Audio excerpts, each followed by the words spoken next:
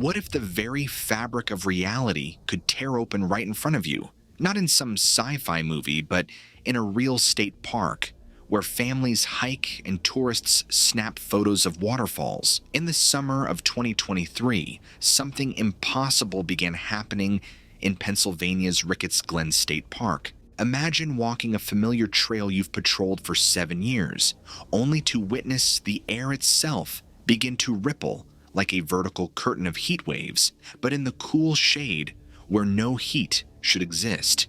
When it appears, the forest falls dead silent. Your watch stops working.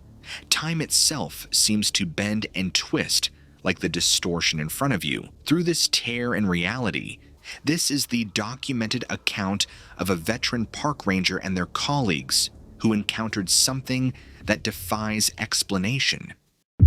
Secrets of the Woods. I have worked in Ricketts Glen State Park for the better part of 7 years, and during that time, I've come across all kinds of strange happenings. Campers convinced they saw the ghost of a Native American warrior by the waterfalls. Hikers claiming they heard voices echoing through the glens at night.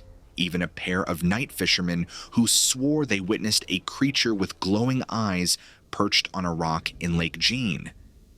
But the event that transpired this past summer of 2023 is unlike anything I've personally experienced. I've debated sharing it publicly. I'm the type who believes in thoroughly investigating odd occurrences before fueling rumors. However, I can't get this out of my head, and I guess a part of me hopes that by putting it out there, I might find someone else who's seen something similar. Let me back up and set the scene. Ricketts Glen is known for its gorgeous waterfalls, thick forests, and diverse wildlife. We get a lot of day trippers from all over Pennsylvania. Hikers, photographers, nature enthusiasts, you name it. Summertime usually brings in waves of tourists, so the park can get pretty busy. As a park ranger, my day-to-day responsibilities range from giving educational talks to patrolling the trails, checking campgrounds for compliance, ensuring folks follow leave-no-trace principles, and occasionally assisting in search and rescue missions if a hiker gets lost or injured. Despite the occasional adrenaline rush, life here tends to be predictable in a comforting way. You get used to the rhythms of nature, the smell of damp ferns, the sound of rushing water echoing from the glens. That's why when something truly bizarre happens, it sticks out like a sore thumb. Like that first time you see bear tracks on a trail you've patrolled for months without incident. This weirdness I'm about to describe started in late June 2023, just as the summer rush was hitting its peak. We had a bigger than normal crowd that year, partly due to social media hype about the scenic waterfalls being the perfect Instagram spot. So, I was out on patrol more often, checking for any off-trail wanderers or folks trying to climb where they shouldn't. I'd also been put in charge of a new route, an area of the forest near a seldom-used loop that branched away from the main waterfall trails. This loop is overshadowed by old-growth trees, massive hemlocks, and thick underbrush. It's quieter compared to the busy areas. Not many people bother hiking that far, especially since it doesn't lead to a major waterfall. Usually, we'd only get the hardcore bird watchers, or those who are into more secluded nature walks. I was there one afternoon, around 4 p.m., finishing up a routine check and noting some large branches that needed clearing. Everything looked normal at first. I heard the usual forest sounds, distant woodpeckers, squirrels scurrying through the underbrush, the faint rush of water from a nearby creek. Then, abruptly, it all went silent. Forest silence isn't inherently spooky. I've seen it happen when a predator is nearby. Birds go quiet, smaller animals freeze up, and you're left with that ringing hush. But this hush felt different. I can't quantify it easily, but it was like I had stepped through a doorway into a vacuum where even the wind died down. My immediate thought was maybe a black bear was passing through, or some other large predator. I stayed alert, scanned the area, hand unconsciously resting on my radio. I started walking a bit more slowly, conscious of every step, turning my head to see if anything was moving between the trees. That's when I saw it, this strange ripple. I'm trying to figure out the best words to describe it, because it wasn't just a heat mirage or the distortion you might see over hot asphalt. It looked like the air itself was being warped, as if a transparent sheet of water or gelatin was suspended vertically among the trees. It was maybe 15 feet away from me. At first, I thought my eyes were playing tricks, or that there was a patch of gas or steam. But it didn't dissipate. It just sort of shimmered, with faint edges that shifted and pulsed. It was reminiscent of those wavy lines you see when you look at a road on a scorching day. Except this was in the shade, under towering hemlocks, where the temperature was relatively cool. I stood there, perplexed, for what must have been 30 seconds. The phenomenon seemed to hover near an old oak. I blinked, rubbed my eyes, and took a step closer. As I did, I swear I could feel a subtle change in pressure, almost like my ears were popping, but not quite. A faint hush of static, like white noise, drifted through the air. Then, as suddenly as I'd noticed it, the ripple collapsed in on itself. It was like watching a bubble pop in slow motion. The edges drew inward, and it vanished, leaving the forest exactly as it was before. Only now, my heart was pounding, and the hair on my arms stood on end.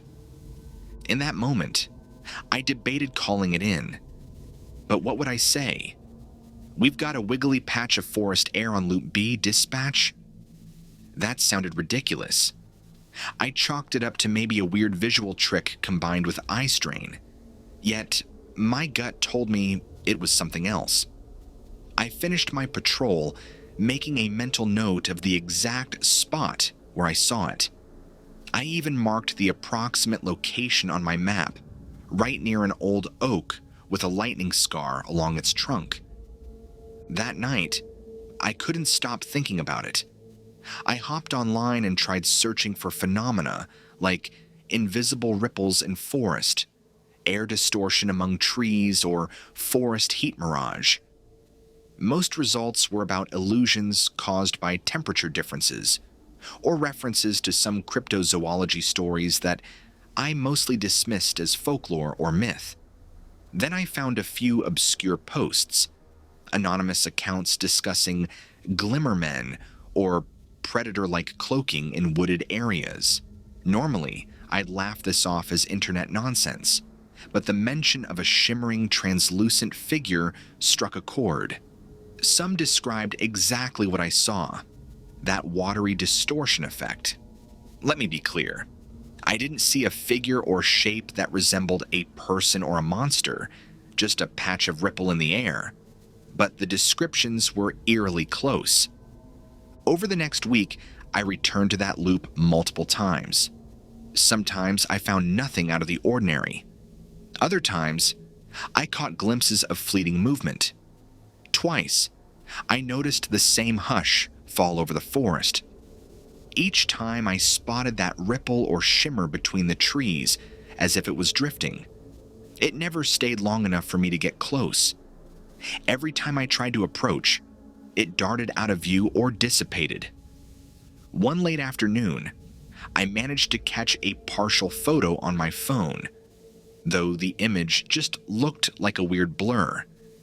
If you didn't know what you were looking at, you'd assume it was just a smudge on the lens. I started keeping quiet logs of these sightings. My daily logs at the ranger station are pretty standard. Weather conditions, trail conditions, any wildlife spottings. But I have a personal journal where I note down more unusual observations, mainly because I want to keep track for my own curiosity. Over that summer, a pattern emerged. Every time the ripple appeared, the forest would go silent, almost as if the local fauna detected a foreign presence. Also, on each occasion, my watch seemed to lose a few seconds. That might sound bizarre, but I noticed that after seeing the ripple, I'd check my watch against my phone's clock, and it'd be behind by about 10 to 15 seconds. I replaced the battery in my watch, thinking it was faulty, but the discrepancy happened again. Probably just my imagination, but it added to the growing sense of strangeness. During this same period, we had a string of other odd reports around the park. Campers claiming their compasses spun in circles near the old trails. Families complaining of electronics dying even though their batteries were charged, and at least one hiker who swore she heard a high-pitched humming noise for several minutes in an area not far from where I'd seen the ripple. I heard these reports secondhand. Visitors often tell rangers about weird stuff, but usually we can attribute it to normal forest behavior or electromagnetic interference, like overhead power lines. But overhead lines don't run through that part of Ricketts Glen, so that explanation didn't hold water. And while we do occasionally have stray pockets of magnetite in rock formations, it's rarely enough to spin a compass like that. One morning, right around mid-July, I decided it was time to confide in a fellow ranger I trusted, Ron, a no-nonsense colleague with decades of experience. Ron's known for being level-headed, the type who will always choose the simplest explanation for any phenomenon. But he's also told me a few stories about weird lights he's seen in the woods at night. So I figured he might not think I was completely off my rocker. We were in the break room early, sipping coffee before the shift started. I laid out my experiences, the silent forest episodes, the shifting ripple in the air, the watch losing seconds. Ron listened calmly, nodding at intervals. I half expected a dismissive chuckle, but instead he quietly said that he's heard about these ripple sightings from a few other rangers over the years, most of whom were hesitant to discuss it openly for fear of mockery. He mentioned that, about 5 years back, a pair of rangers on night duty near Lake Rose, another section of the park, reported seeing something similar. They described it as a shimmering curtain that drifted across the trail. Their official log only mentioned unusual atmospheric conditions, but off the record, they told Ron they felt like they were being watched. They also noted the sudden silence. Hearing this validation made my stomach flutter with a mix of relief and apprehension. So, I wasn't the only one. Ron suggested we discreetly coordinate a few volunteer surveys. Basically, we'd pick times to patrol that part of the park together, see if we could catch the ripple in action. We decided to keep it minimal. No sense in alerting all the rangers, especially not the ones who would laugh us out of the station. We planned for late afternoons and early mornings, times when the day's temperature was shifting. If it was a natural phenomenon, maybe it was tied to temperature inversions or humidity changes. We took about 4 of these joint patrols over the next 2 weeks. In that time, we saw the ripple twice. The first time, it was fleeting, just a brief flicker near a stand of birch trees. Ron spotted it first, hissed at me to look, but it vanished almost as soon as I turned my head. The second time was more prolonged. It happened near the same old oak with the lightning scar. That ripple or distortion hovered about 6 feet off the ground, stationary for at least 10 seconds, giving us both enough time to truly register it. Ron described it later as looking like a watery lens suspended in midair. We tried moving closer, and once again, it receded quickly, disappearing behind a cluster of saplings. We rushed over there, pushing aside branches, but it was gone. Ron's theory, at that point, was that we might be seeing some kind of weak point or portal. He half joked about it, referencing old science fiction novels or the Bermuda Triangle effect, but neither of us could deny that it felt out of place. We also tested our devices. Ron had a handheld GPS unit, and I had my phone. Sure enough, both glitched momentarily after the sighting. The GPS took about a minute to regain satellite lock, and my phone's compass app spun erratically before stabilizing. We recorded all these details, along with times, weather conditions, and any other relevant data. Meanwhile, other unusual incidents cropped up around the park. A father and son claimed they lost 2 hours of time during what was supposed to be a short hike. They insisted they'd only been out for maybe half an hour, but their watches and phones showed they'd been gone closer to 3 hours total. Another couple told the visitor center they heard what sounded like whispers emanating from the trees, although they were alone on the trail. A group of teenage campers swore they saw lights dancing among the ferns after midnight, though we chalked that up to possible LED fireflies or them telling ghost stories. At the same time, management was getting a bit antsy. We had a rash of unusual occurrences, but nothing so overt that they felt the need to post warnings or bulletins. The park coordinator was more concerned about typical summertime issues: overcrowding, potential brush fires if the season got too dry, and the occasional sprained ankle. I remember the day he asked me if I was hearing any odd rumors from visitors. I played it down, stating that yeah, some folks reported weird lights or illusions. He shrugged it off and said, "The forest is old. She's bound to have a few tricks up her sleeve." But behind the scenes, Ron and I were determined to see if we could document this phenomenon more thoroughly. We borrowed a trail camera from the station, one of those motion-activated cams typically used to spot wildlife. The biggest problem was that the ripple didn't always appear in the same exact spot, and it didn't exactly have a physical body to trigger the motion sensor. Still, we placed the camera near that old oak, facing the clearing where we'd had the longest sighting. We also decided to set it for time-lapse, so it would snap a photo every few seconds, regardless of motion. For 3 days, the camera snapped thousands of photos. When we retrieved it, I spent hours going through the images on my laptop. Most showed empty forest, shifting light patterns, an occasional deer or raccoon. Then, on day 2, around dusk, there were 6 consecutive frames featuring a weird distortion. It looked like a waviness in the center of the photo, right about the height where we'd seen it.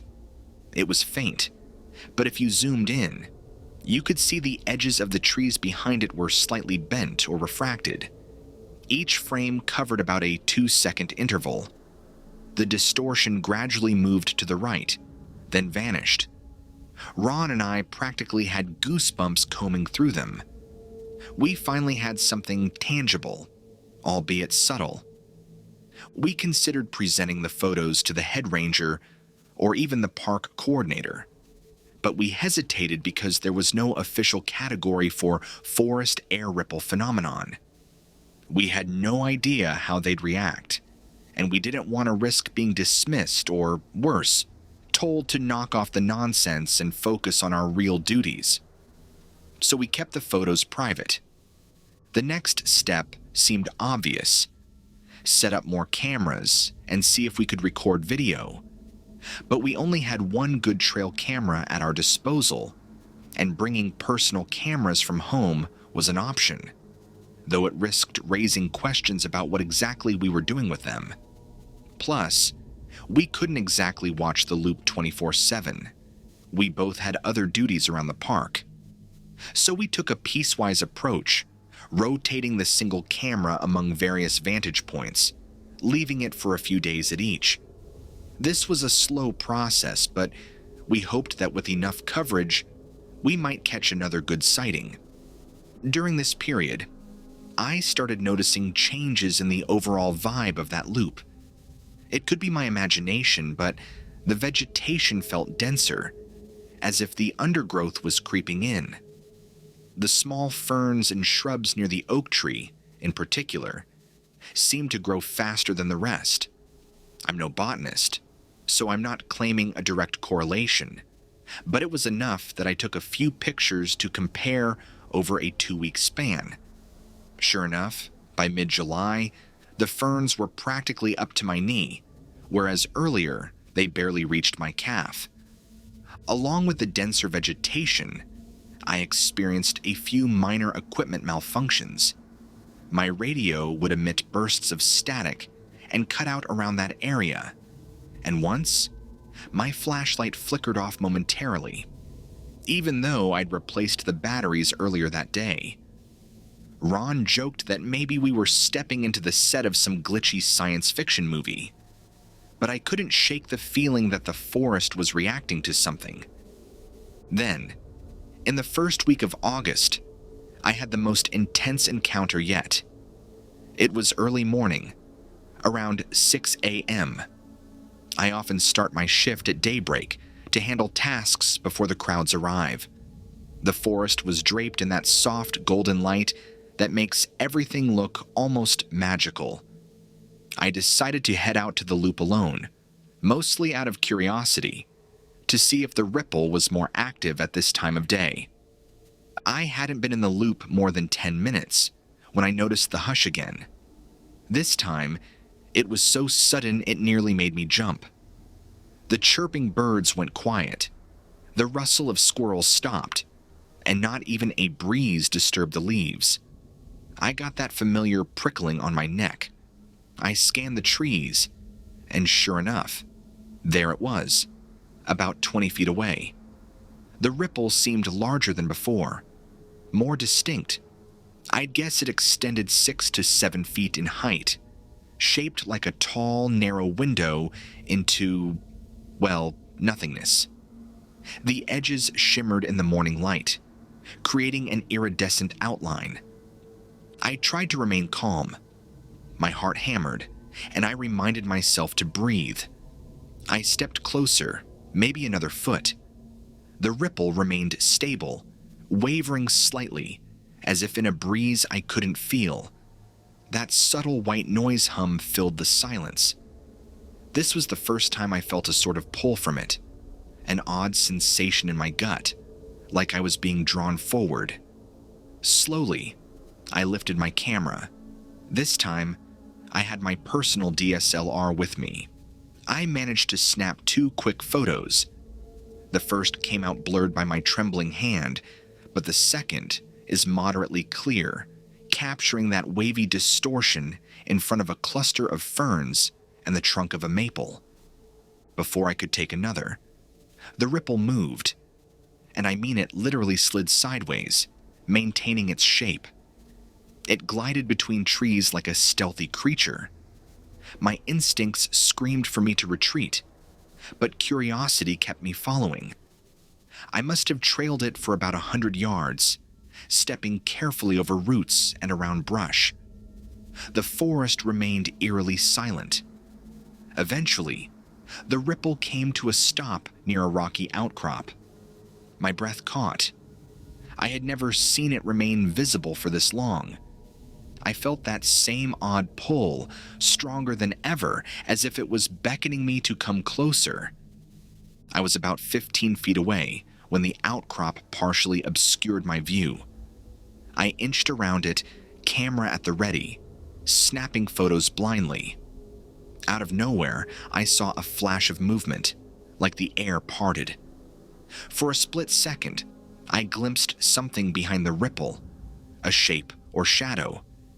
It reminded me of a silhouette, but it was gone in an instant. Then, everything sort of collapsed. The ripple folded into itself and vanished with an audible pop, like a bubble bursting underwater, but quieter. The hush broke, and the forest soundscape returned in a rush. Birds chirping, squirrels chattering, leaves rustling in the breeze. It was as if I'd been thrust out of a dream state and back into the real world. I just stood there, heart pounding, sweat rolling down my forehead despite the morning chill. That was, without question, my longest and clearest encounter. The weird part is, when I checked the time, my watch was off by a solid 3 minutes compared to my phone. I was certain I'd only been following it for maybe a minute, but the phone's clock indicated nearly 10 minutes had passed since I took the first photo.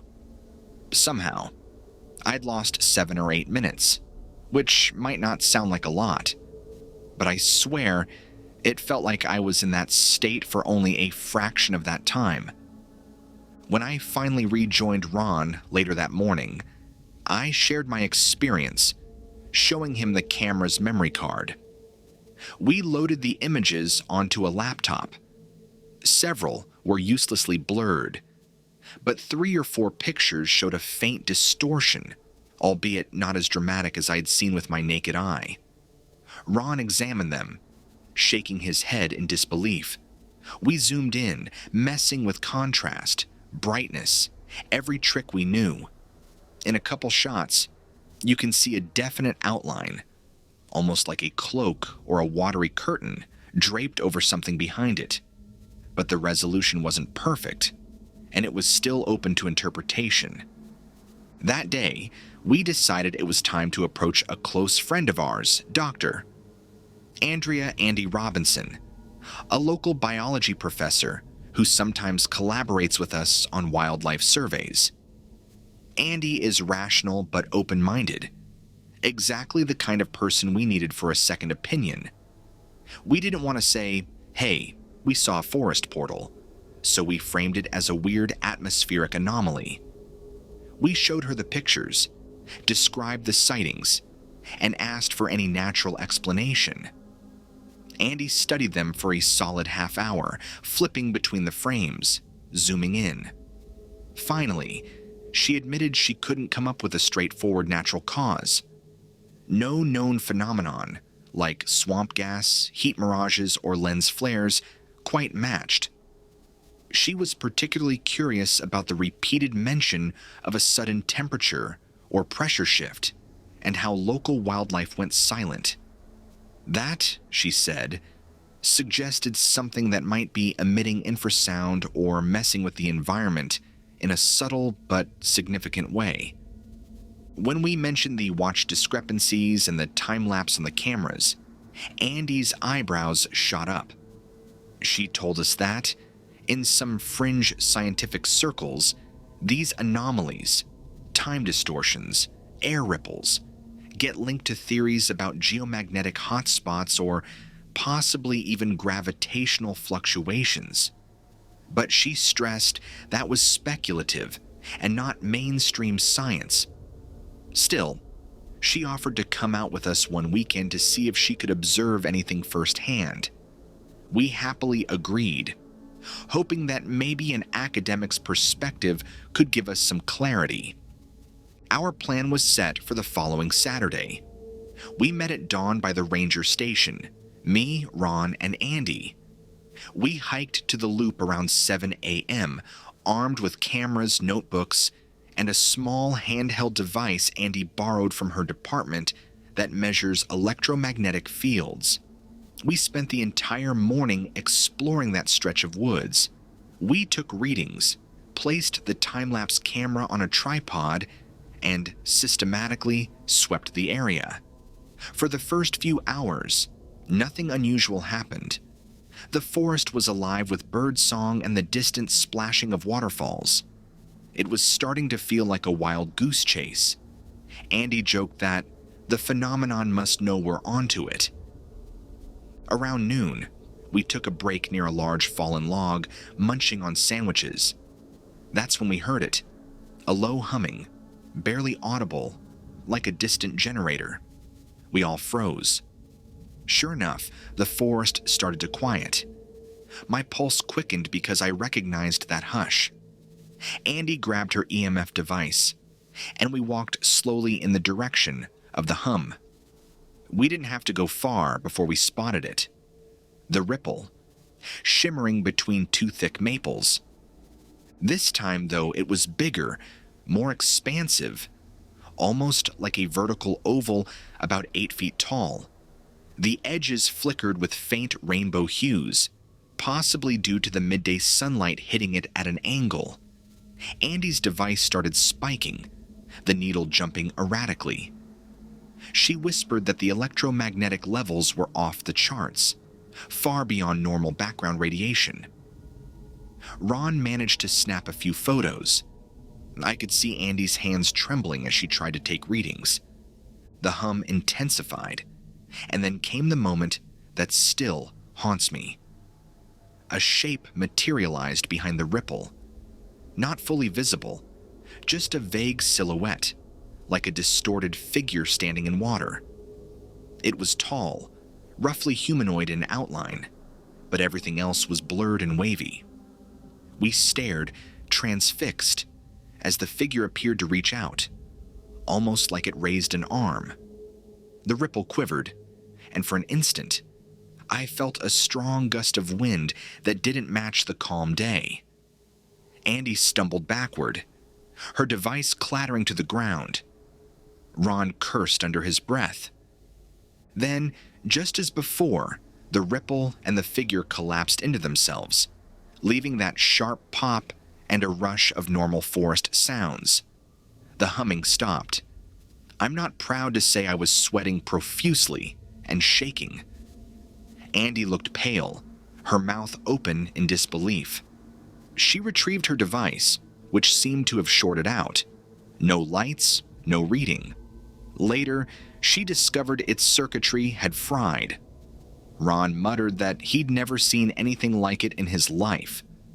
We regrouped, took stock of our gear, and realized we'd lost nearly 40 minutes according to our phones. We all insisted it felt like maybe 5 minutes of observation. It was reminiscent of a missing time scenario. Andy was stunned, stammering that she couldn't rationalize what we'd just seen. She pointed out that the figure behind the ripple seemed to move intentionally, as if aware of us. That was a bone-chilling thought. Up until then, I'd considered this phenomenon might be some weird natural anomaly or environmental glitch, but this suggested there could be an intelligence at play. The rest of that day passed in a haze. We didn't see the ripple again, although we combed the area until late afternoon. Reviewing Ron's photos, we found the usual distortion in a few frames, plus one that showed a faint outline of the figure. Zooming in, you can make out a vaguely arm-like extension. Andy insisted she wanted copies of all the images to analyze later on her own computer. That evening, we parted ways, each lost in our thoughts. Andy said she needed time to process, to figure out if there was a scientific approach to explaining it. Ron and I were just relieved we had a witness outside the ranger circle, someone with a professional background who could confirm we weren't hallucinating. We also agreed to keep the details tight. The last thing we wanted was to cause a panic or draw in crowds of curiosity seekers who might wander off trail and get hurt. Over the next couple of weeks, more oddities cropped up. The area around that old oak and the rocky outcrop seemed to have an unusual number of animals congregating. Raccoons, deer, even a family of foxes. But they were all skittish, as if on high alert. Visitors complained about static on their radios near the loop, and I had a few more personal experiences with fleeting glimpses of the ripple, though none as intense as the day with Andy. One moment that stood out was a conversation I had with a local elder from a nearby community. He'd come to the park for some fishing and recognized me from past interactions. We got to talking about strange forest lore, and he mentioned that my grandfather always said there's a thinning of the world's veil up in these hills. He described old tales of lights drifting through the trees, time slipping away, and travelers hearing echoes of voices that didn't belong to any living person. While it's easy to dismiss such folklore, the parallels to what we were experiencing were a bit too direct for comfort. Andy eventually emailed me her preliminary thoughts. She suspected an electromagnetic anomaly, though she admitted that typical EM anomalies don't warp light in such a visible way. The partial meltdown of her measuring device baffled her. She also noted the possibility of dimensional anomalies, referencing a fringe theory that certain areas might exhibit temporary overlaps between realities. It's heady, almost science fiction stuff, but we were grasping at any plausible explanation. By late August, sightings started to wane. The ripple appeared less frequently, or at least it wasn't reported as much. Perhaps conditions changed. Maybe the warmer summer months intensify whatever triggers the phenomenon, and as the nights cooled, it receded. I can't be certain. Ron and I eventually took down the cameras to shift focus back to our normal duties. The rest of the park staff, if they heard rumors, didn't mention it. Or maybe they chose not to ask questions. As summer gave way to early autumn, the park quieted down. Fewer tourists, fewer curious explorers. I found myself reflecting on the entire experience, flipping through the handful of photos we captured, reading and rereading my notes. I kept noticing the same phrases: sudden silence, electronic interference, time discrepancy, warping of light, possible figure. It felt like something straight out of the X-Files, except it was happening in the real world, my world. I still patrol that loop. The old oak with the lightning scar stands as a silent sentinel, and the rocky outcrop is just as I remember. There are moments when I catch a fleeting sense of that hush, and my body tenses, adrenaline spiking. But then, the regular forest noises resume, and I remind myself it's probably just the wind or a hawk overhead. Sometimes I wonder if we witnessed a genuine supernatural or extraterrestrial event, or if there's some undiscovered natural phenomenon, like a localized atmospheric vortex or electromagnetic field that occasionally forms. The presence of that shadowy figure hints at intelligence, though I'm wary of jumping to conclusions about what intelligence might mean in this context. In the end, I haven't come to a definitive conclusion. I know what I saw was real, and I know Ron and Andy saw it too. Our cameras captured enough to confirm something was out there, though nothing that conclusively explains it. I did show the images to two more trusted individuals. One of my close friends who's a professional photographer, he verified they weren't doctored, and a colleague who dabbles in physics. He was utterly stumped. As of now, we keep the loop open to the public. It's not heavily trafficked, and no visitors have reported any serious incidents. A few mention weird feelings or a sense of being watched, but those claims aren't unusual in dense forest settings where folks might be on edge. Ron and I maintain a quiet watch. If something changes, if sightings escalate, or if there's any sign that these phenomena might pose a danger, we'll have to escalate it to the park coordinator. But for now, we're stuck in a strange limbo of partial knowledge. If you guys enjoyed today's stories, be sure to smack that like and subscribe button so you don't ever miss another episode of Secrets of the Woods. I'll see you all in the next episode.